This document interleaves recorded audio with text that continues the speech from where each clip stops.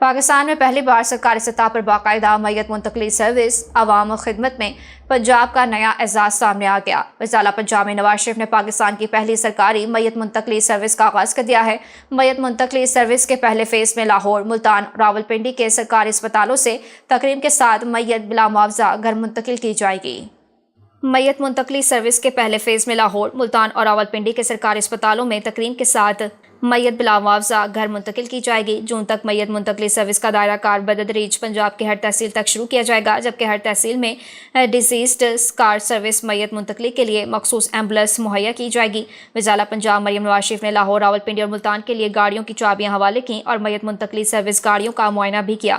وزیر پنجاب میں نواز شریف نے میت منتقلی سروس کے ریسکیو اہلکاروں سے ملاقات کی اور ان سے گفتگو کرتے ہوئے ان کی خدمات کو سراہا۔ D G rescue services doctor Rizwan Naseer نے میت منتقلی سروس کے بارے میں تفصیلی بریفنگ دی۔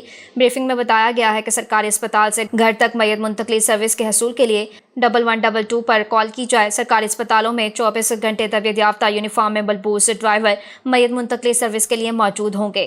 ہر سرکاری اسپتال میں میت منتقلی سروس کے لیے خصوصی ڈیسک بنایا جائے گا۔ میت کو اسپتال کے سرد خانے میں بھی میت منتقلی سروس کے ذریعے منتقل کیا جائے گا۔